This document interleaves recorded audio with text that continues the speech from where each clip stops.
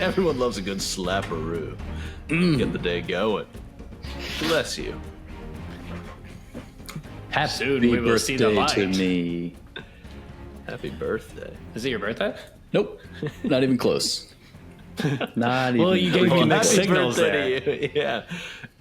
Hoopla. Welcome to Hobbit Hoopla, the unofficial podcast of Middle Earth. And ooh, baby, we are back again in Middle Earth, watching the Rings of Power. Season 2, Episode 5 this week. Ooh, mama, it was a good one.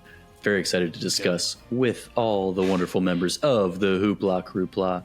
Of course, we have the lore master, Andy Smith.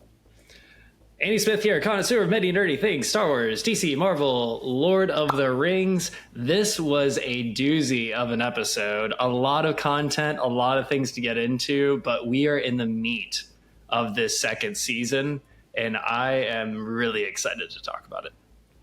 Hell yeah. And joining us as always, we have the fantasy expert, Chris Pio. Chris Pio back on the pod to talk episode 5.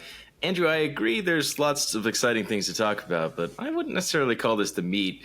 Maybe the meat is in the smoker, not yet prepared. And it's being smoked actively. The truffle butter is on top of the steak. Just right before it's ready to go. The coals are lit, but the meat is not quite done. And we'll talk about why as we get into this episode. Okay. And I can't follow this metaphor, so I will just ask the fourth member of the Hoopla Crewpla. Hey, Jake Laxer, what did you see when you put on that ring?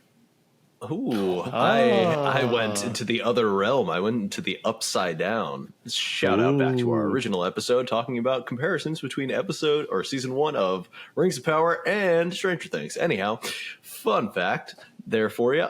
Jake Laxer here, lover of all things TV and movies. I did not introduce myself last time, so got to do it this time. Let's dive in. Here we go. Yeah, back to you, Jimbo. Do it. Hell yeah. Early morning recording this time, drinking some coffee out of the Hoopla mug. Hobbit Hoopla. Go get yourself one of those. Links in the episode description. And if you want to follow us on all the social medias, Chris, where can they do that? You can follow us at Hoopla Podcast on X, Instagram, and TikTok. Definitely follow us over on the TikTok. We've got some fun clips coming up for you today and for the rest of this series. And there's plenty of more discussion to be had. We obviously like to share our thoughts on pod, but we want to hear from you guys.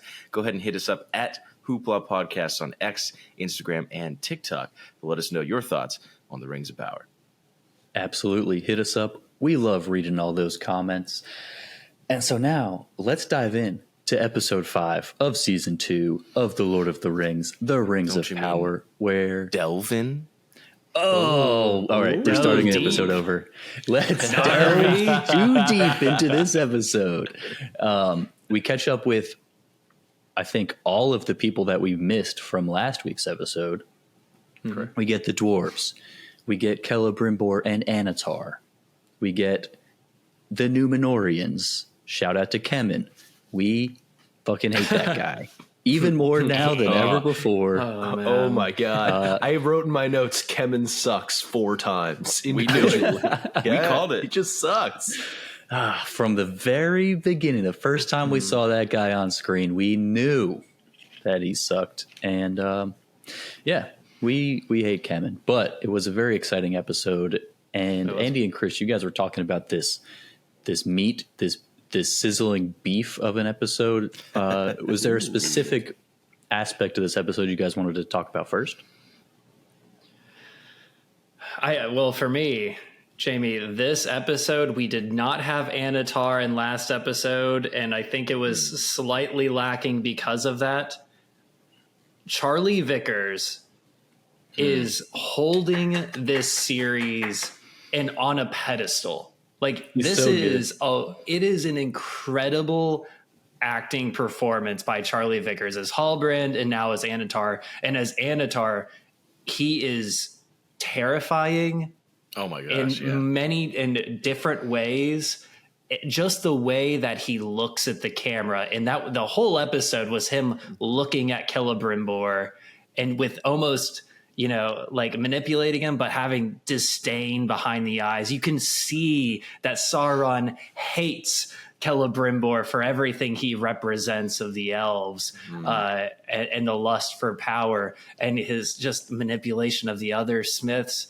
Just that every time he comes onto screen, it is an incredible moment. And that was every time it panned back to Region, that sizzling steak of an episode, just ratcheted it up.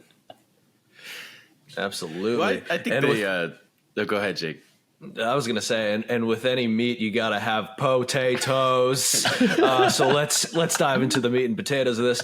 And seeing Celebrimbor, one thing I addressed last time was the fact that I felt that there was no sense of like resistance for Celebrimbor being such like a profound character. But we finally see it in this episode. That's and a great point. to see him try and give Annatar that pushback, I think it adds more validity to how far-reaching Sauron's evil is, to the point where Celebrimbor eventually ends up getting convinced at the end to forge the rings for the men, and he even blames it upon his whole forging crew. So I loved that aspect of the episode. I think they did a great job.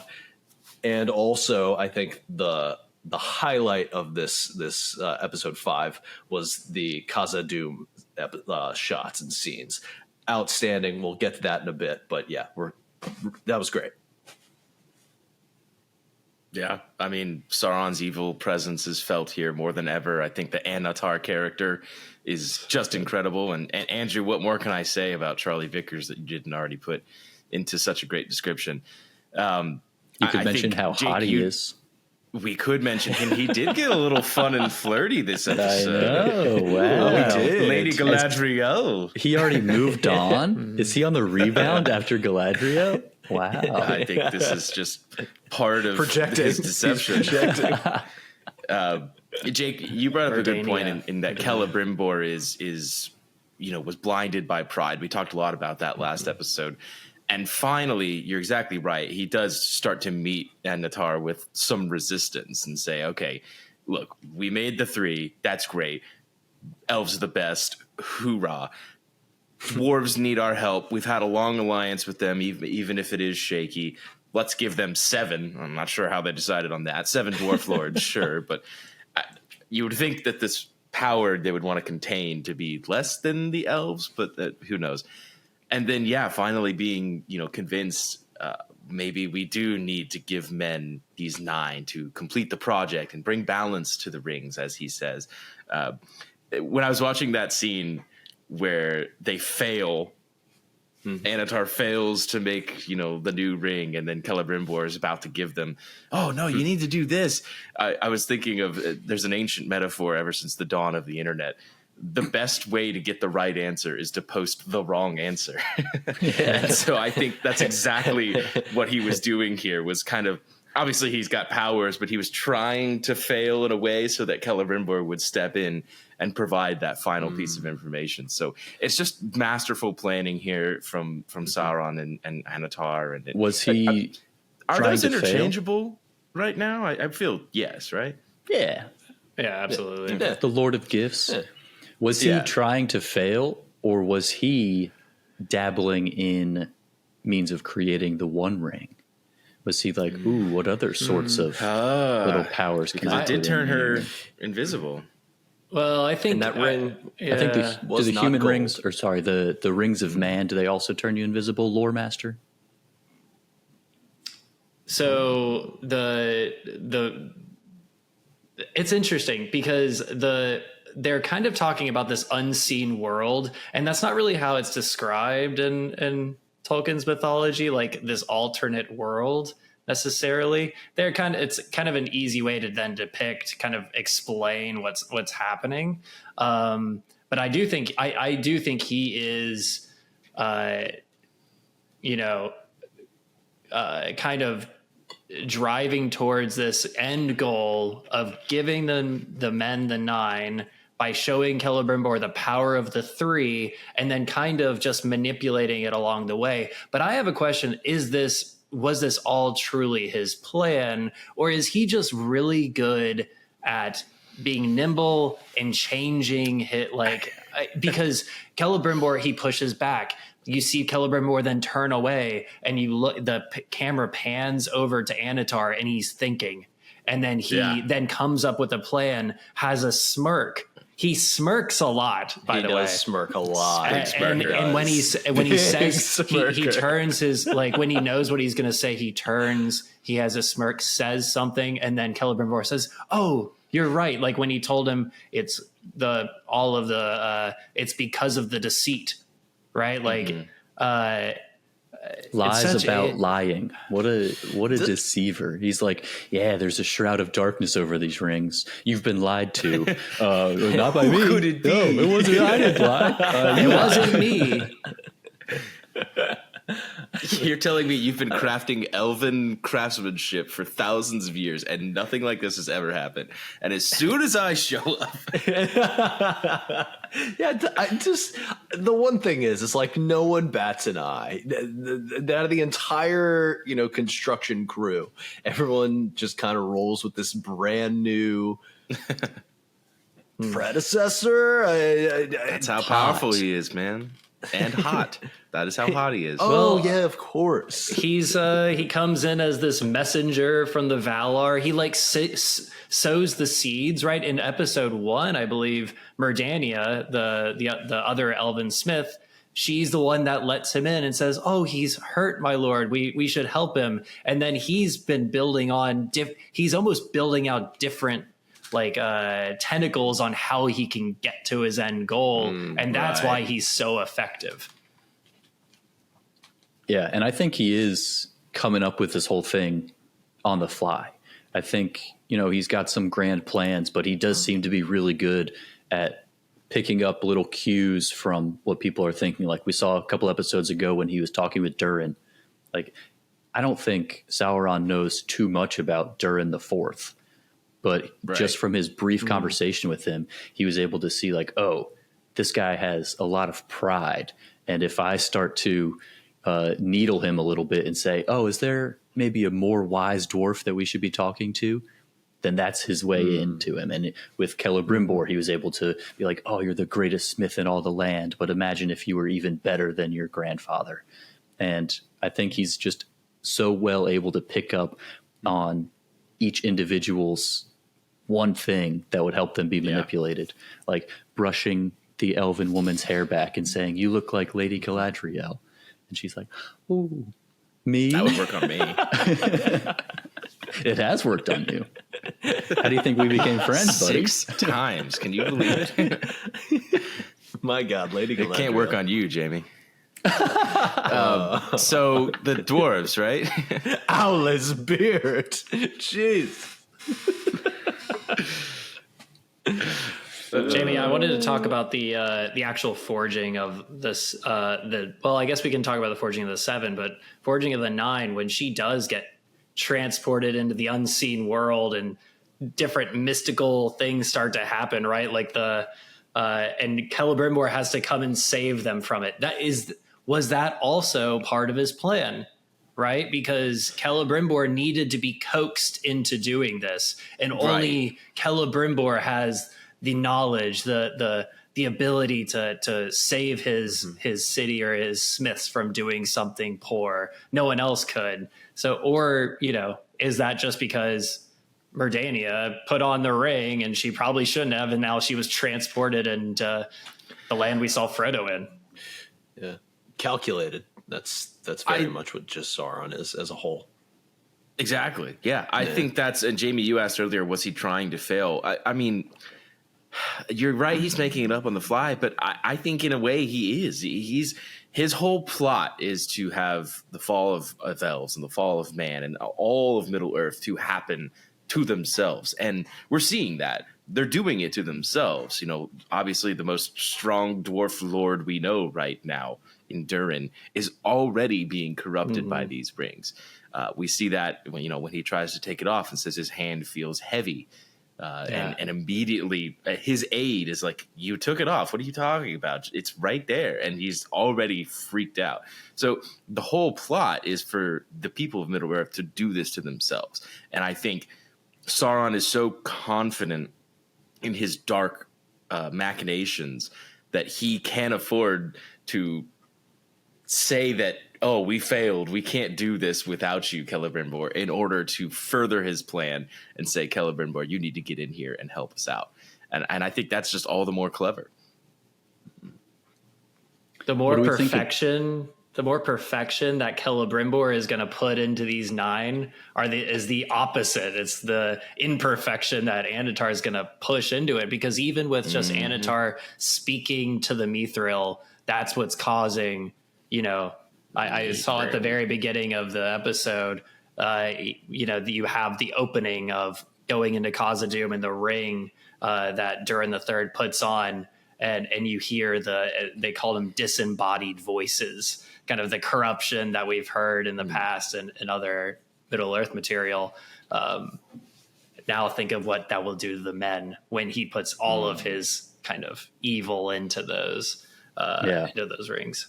When they search out for the 9 men to give these rings to, the 9 noblest of men who will be incorruptible. And we get a shout out to a couple different men, including Beren, who is kind of Tolkien. Tolkien saw himself as Beren in his stories that he wrote, or I guess he wrote himself into the world and his wife as Beren and Luthien. And we get a nice little shout out to him. Let's go. Love that. I think it's very intriguing to see Sauron sort of take this journey as the audience, as we're sitting back from episode 1, season 1, all the way through. It's almost like he gets more invigorated and energized anytime, something progresses further with his plan. And he just becomes more powerful, and you can see that as these episodes progress, and that's interesting to sort of see him come into his full embodiment of evil, like in the Unseen World when he's just a demon with flame for skin, right? And he has to convince his true the other form. Elf, actually, that's Celebrimbor. He's the bad guy. I'm not the scary demon. That was him. Right. The way that he could do that and manipulate her so quickly, but it makes sense in terms of her arc as well, right? Mm-hmm. Yeah. Mm-hmm. So I'm thoroughly enjoying everything going on in Eregion. Hopefully, they don't all get murdered by orcs next episode. But we'll just have to wait and see what happens. That was a cool lingering shot. I think we should take a little trip on down to Khazad-dûm, where Jake, you said this was your favorite part of the episode, the incredible shots in the dwarven mines. What did you enjoy about this part of the episode? Well, straight out of the get-go, one of my favorite shots from season 1 was when we see Durin, and we also see I'm blanking on a name right now. Elrond. Durin? Durin and Durin. We see Durin and Elrond both place their hands on the stone, this sort of cinematic freeze frame. We get the same exact shot, but now we have King Durin's hand with the first ring of the dwarves, and he immediately gravitates to dig here. No, we can't dig there. This is a supporting wall. And immediately you see how this power is manipulative, and this king who's been so steadfast and committed to his people's history of just wanting to safeguard what they own and protect their people has just all been thrown out the window. And Durin now becomes, with Disa, the voice of reason, rather than the voice of overzealous ambition. And to sort of see this all unfold is just a complete enjoyment, very entertaining. We'll get into the Disa thing later, but yeah, what do y'all think? I thought the tragedy of King Durin the Third, as he as I said, as he puts on the ring and he already starts hearing the voices, and then you see things just descend scene over scene to the point of, oh, these are the dwarves that we knew, right? These are the greedy. And they even said they start dig deeper, delve master, right? All those words that we know what they lead to. But it starts with something good, which is finding the light, saving his people, and then having this moment where he's in front of his kingdom and says, we don't live on the surface. Like those men and those elves are slaves to light. Instead, that was cool. We control our mountain. We control the light coming in. And he's at his height, his glory. Almost what about the most glorious moment of the people in Khazad-dûm and their history? But it keeps descending.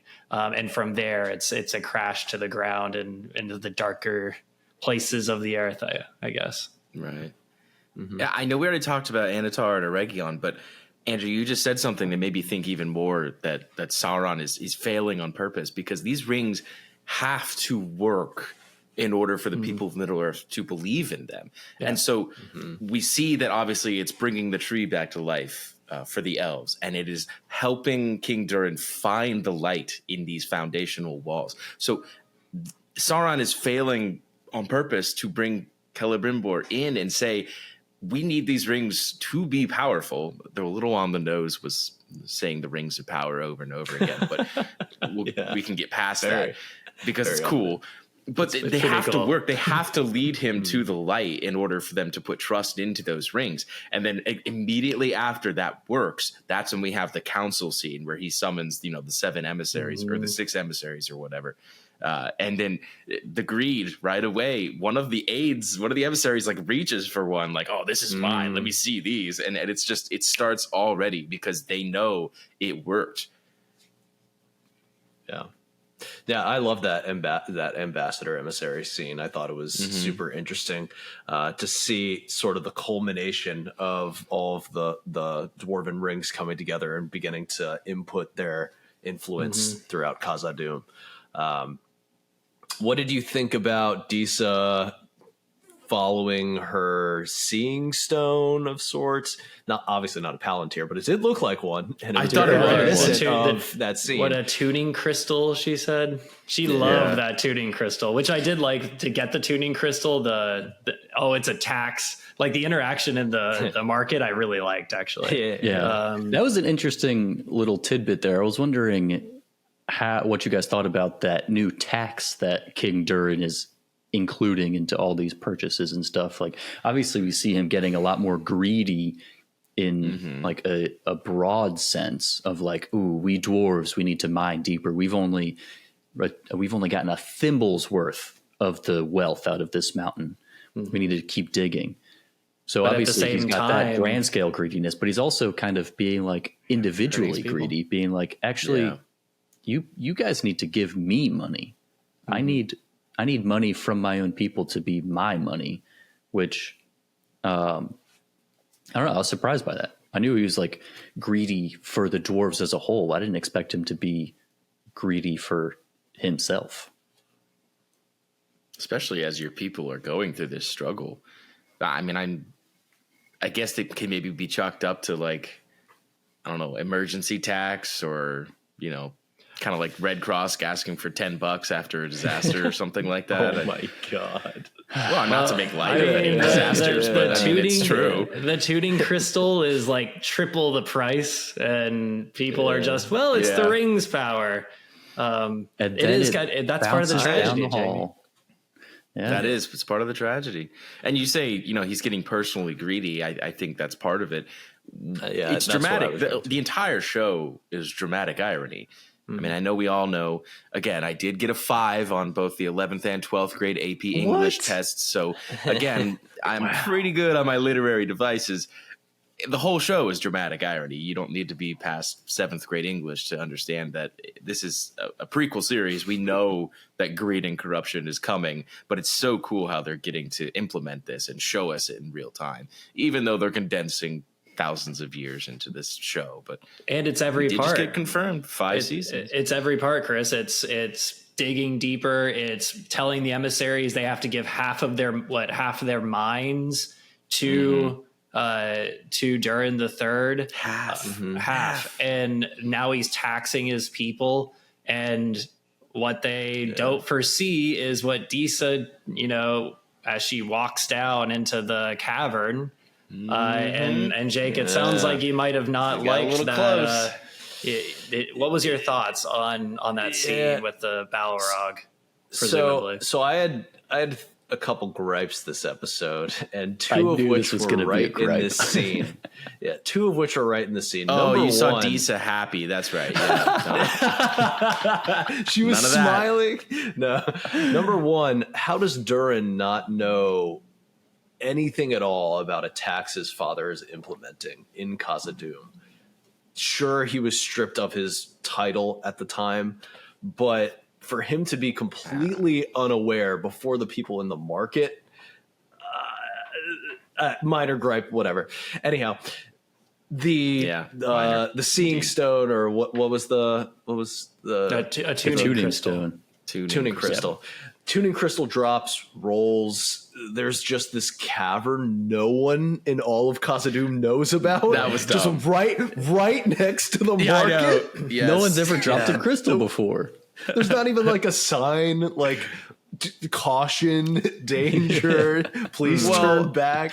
I chalk that up to, there might be new passageways opened up ever since the earthquakes and all that. But you're right. I mean, if there's a brand new space right next to the market with these gorgeous views, potentially new resources, and a pool of presumably fresh groundwater, you'd think it would start to be adapted into the lives. I agree with you there. I thought that was a little strange. I thought you were going to say your gripe was the fact that she dropped the tuning crystal once and it didn't break. And then she dropped it again, and it did break. I thought that was stupid. I didn't see that. When she dropped it again, I thought she was going to drop it into the water, and then I thought we were going to get like a slow pan as it goes down, and maybe even reveal the Balrog, which I'm glad they didn't. Right, keep holding out hope that I don't see him for 3 more seasons. My only gripe of this episode is that they did not need to show the Balrog in last season, because this would have been a great introduction to the Balrog. You don't show him, you allude to him. You can just even do a breath of some creature below. Just, you don't have to show him in all of his might yet. Now would have been a great introduction to that story, because that's when Durin runs to his father and says, there's something down there, an ancient, powerful evil. You could have introduced him in this episode and left out the scene in season 1, and I think it would have served the purpose a little bit better, because it would have been a shocking moment. We've been waiting for the Balrog, but this would have been a very shocking moment for the audience. And then you realize it's not just the dwarf leader being too greedy, it's also there's a powerful evil right here beneath them right now, which then leads into whenever we actually see the Balrog, probably season 3. Yeah, you are absolutely correct. And that would have been such a cool visual if that was the first introduction to the Balrog, to have the waves go across the pond as Disa sings, and then the waves get thrown back at her way bigger when the Balrog kind of like the Godzilla movement of the water, or in Jurassic Park, right? Like all the moments there's something out there. That would have been kind of a would have been ominous cool. visual. Missed opportunity. I'm trying to think. Was it episode 5 also in season 1 where we first saw the Balrog? I think it was the last episode. It was. No. It was towards the end of the season. Episode, but It was towards the end of the season. Because it was right after Durin and Elrond kind of band together. Right. And then Elrond gets thrown out. So I want to fact check that, but we'll see. fact check. Check us out on Instagram for the official fact check. And now we have one more group of people that we got to catch up with in this episode, as Pharazôn is well on his way to taking over Númenor, to becoming the new king of Númenor, as Miriel is maybe going to allow this to happen. And as we said at the beginning, Kemen fucking sucks. I hate that guy. Bitch boy. Hate him. Stupid bitch. Yeah. Oh my God. He's kind of an Big ass. shocker this episode. Yeah, that was Dare a big I say, loss. like, Oh, even yeah. a George R.R. Martin level of shock. I mean, I know I'm literally watching the sunrise right now. That's how much the Hoopla Crewpla loves you guys. We are getting this episode review out as soon as the episode drops. I'm very tired. There's no doubt about that. I'm definitely excited to be talking, as we always are. But I was sitting there on the couch watching it, and my jaw dropped. I mean, at 5:30 in the morning, I was genuinely stunned for the first and hopefully only time today. But wow, what a shock that he just pierces that sword right through Valandil's heart. I mean, that is so sad to see. Yeah, I mean, I thought Valandil was safe. I thought I he did was too. because Lord Master, maybe you can correct me if I'm wrong, but doesn't he go on to like lead people post Númenor, or am I thinking of someone else? I'm not sure what happens to Valandil like after they get back from Middle Earth initially, but I will tell you, Jamie and Chris, I had the exact same reaction, and I wrote down here, Elendil beat his ass. Elendil beat his ass. Valandil beat his ass. Oh no, Valandil almost dies. Almost kills Kemen. Valandil dies.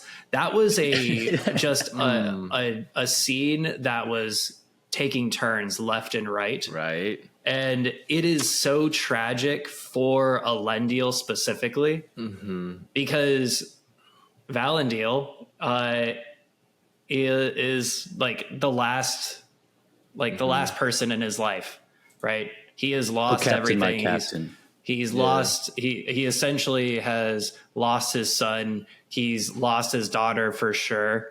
With that relationship is done, and they had a really interesting interaction this episode. And then Valandil is almost the symbol of the good of Númenor. So it's a sad moment for Elendil, but that really puts him in a frame of this is the future of the people. And I'm not going to spoil what happens to him. I think many of us know, but he would be the leader that we would look up to and would want as a king once Pharazôn is gone. Because he's just respected. He's a good person that cares about his men, that is level. He's very level. So it was unfortunate to see, and that the actor, what a performance as he's holding Valandil in his hands. Yeah. Great performance. On the one wiki to rule them all here, and I'm looking at the House of Isildur family tree. Oh, I was just about to bring in that same fact check. Go ahead, Chris. No kidding. Isildur is Elendil's son. That's normal. But then it says Valandil is actually Isildur's son in the official lore. Yeah, so Isildur is going to, I guess, name his son after his best buddy. And then that's the Valandil I was thinking of. That Valandil It doesn't list ends up our becoming Valandil. Right. I think our Valandil is maybe a made up character for the show. Who is the namesake of Isildur's son, who becomes the High King of Arnor. Yeah. That means so much then. That'd be cool. Very cool. Yeah. Yeah. Kemen sucks. In case we haven't said that yet. Yeah, Kemen sucks. But I mean, he's a foil. He's supposed to suck. But he's also following his father is also terrible. And it opens up the scene with him holding the scepter, looking over this kingdom that he now rules. Beautiful visual, by the way, looking out over over the peaks of Númenor, with over the long Gondorian style, I guess it's more Númenorian style terrace. And he still says it's not enough. He has a lust for the elves. He almost hates the elves for what they have over man. And then Kemen actually is kind of the voice of reason for a moment there, and says, isn't this enough? Let's make Númenor what you always had in your mind's eye. And in, I guess, Pharazôn's mind's eye is getting rid of the shrine and getting rid of the old ways and pushing forward. Yeah. Industrialization maybe is kind of what Pharazôn is kind of pushing towards. Very interesting. Yeah, putting aqueducts at sea level. Yeah, that's a grand vision. Yeah. Mm-hmm. And then we also get Kemen's prophecy from Pharazôn about pretty much how he sucks, and how he needs to be informed of why this is occurring. And he's only allowed to know that if he becomes a shitty person. That's the story of Kemen. And then we get the whole fight scene later on in the shrine, completely disrespectful to the old ways. Missed opportunity. I really wanted this to happen, so I'm going to replay the scene. Valindiel and Kemen are fighting. Valindiel nearly drowns, turns around, breaks Kemen's arm, sword to neck. Elendil then has the exchange with Valindiel. I know, name's very confusing, but I wish there was the moment that Valindiel had said, "You are no longer my captain," and then just kills Kemen. It would have been amazing. It would have been so good because he was just stripped of rank. Absolutely ruined Valindiel's character, but it would have been unfortunate. But his character's already ruined. He's ruined either way. Or made up. I'd rather he'd still be alive than dead. But true. That would have been dramatic. That's for sure. It would have been dramatic. Sure, it would have been probably not good for Elendil's character. No, but, everyone's getting evil out here in Middle Earth or Númenor, whatever. Why not? That's Jake, true. That's a good point. This was a dark episode. It was very heavy. Every scene had Jamie, we said it last week. The music in this episode specifically has heightened. They're distorting. I wrote down over here, and I know we're jumping back to the dwarves really quick. There was one moment when Durin the Third puts the ring on, they do the ring poem, the main theme of the show, and it's higher pitch, and they twist it, and so every time that there's something dramatic happening, they're just distorting the sounds, the music, the effects, as Sauron's distorting Middle Earth, right? And it just heightens, and I envision it's gonna get even worse as we head towards the 9. Right there with you. I would like to propose a theory, and I did have to fact check myself on this earlier in the episode just to make sure. 3 of the ring wraiths were confirmed to be Númenorian men. Oh, Tolkien did say that. Now, he never described who they were. That's interesting. I think that Kemen will be pegged as not as a good choice objectively, but I think Sauron will find that Kemen is easily corrupted and in a position of power in order to take one of these rings. And but he's too much of a bitch.